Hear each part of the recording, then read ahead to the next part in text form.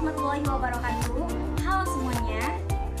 Kami dari kelompok 3, di sini kami akan memaparkan materi kami yang berjudul Aktivitas Ekonomi dan Bisnis pada Masa Khilafah Rasyidun, yang beranggotakan saya sendiri, Widya, dan teman saya ada Widinda Alfie, Nur Ainia, dan yang terakhir ada Yuki. Video ini berguna untuk memenuhi tugas mata kuliah Sejarah Pemikiran Ekonomi Islam. Langsung aja yuk, simak videonya. Cekidot. Yang pertama, pada masa Khilafah Abu Bakar As-Siddiq. Khilafah Abu Bakar As-Siddiq ini terpilih sebagai khalifah pertama. Pada masa pemerintahannya hanya berlangsung 2 tahun saja. Kebijakan umum Khalifah Abu Bakar As-Siddiq di bidang ekonomi yaitu antara lain sebagai orang fikih yang profesinya sebagai berniaga. Maka dari itu, Khalifah Abu Bakar As-Siddiq menerapkan praktek akad-akad perdagangan yang berdasarkan prinsip syariah. Adapun kebijakan umum yang diterapkan Khalifah Abu Bakar As-Siddiq antara lain yaitu yang pertama, menegakkan hukum dan memerangi mereka yang tidak mau membayar zakat. Yang kedua, tidak menjadikan ahli badar sebagai pejabat negara. Yang ketiga, tidak mengistimewakan ahli badar dalam pembagian kekayaan negara. Dan yang keempat, mengelola barang tambang atau rikas sebagai pendapatan negara. Yang kelima, menetapkan gaji pegawai berdasarkan karakteristik daerah kekuasaan masing-masing dan tidak merubah kebijakan Rasulullah dalam masalah ijayah.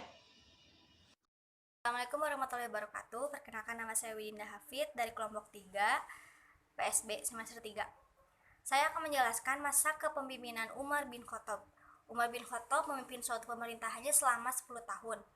Dalam bidang ekonomi, Umar bin Khattab menyadari bahwa sektor pertanian itu penting untuk kemajuan negerinya.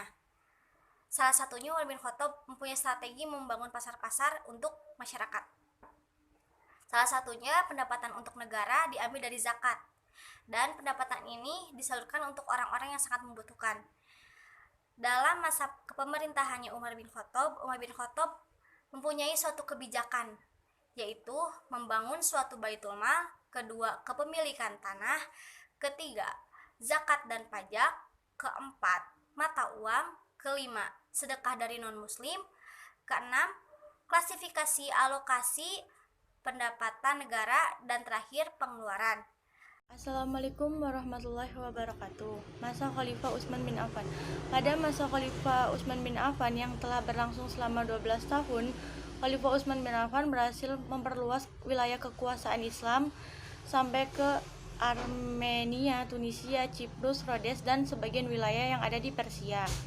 Selain itu, ia berhasil menumpas pemberontakan yang terjadi di daerah Khurasan dan Iskandaria.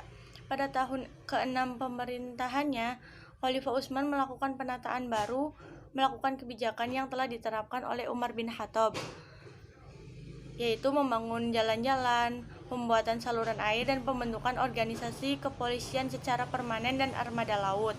Dalam hal zakat, Khalifah Utsman bin Affan mendelegasikan keuangan menaksir harta yang dizakati kepada pemiliknya masing-masing.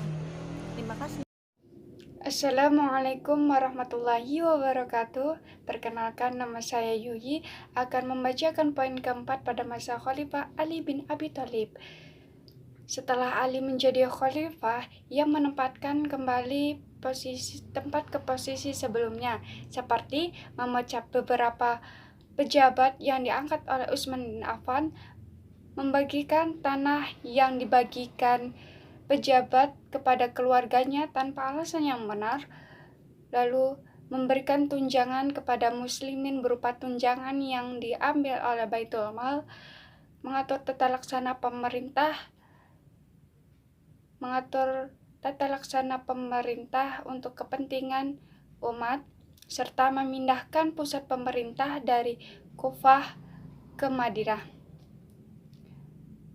Kebijakan ekonomi pada masa pemerintahan Ali bin Abi Thalib yang pertama adalah mengedepankan prinsip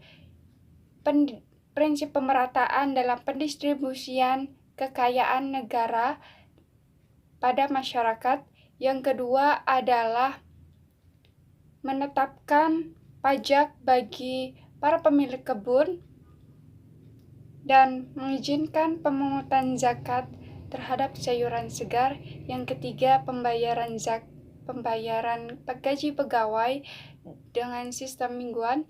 Yang keempat adalah melakukan kontrol pasar dan memberantas penimbun barang, pedagang licik, dan pasar gelap. Lalu yang terakhir, kelima adalah aturan kompensasi bagi para pekerja jika mereka merusak barang-barang pekerjanya. Sekian dan terima kasih.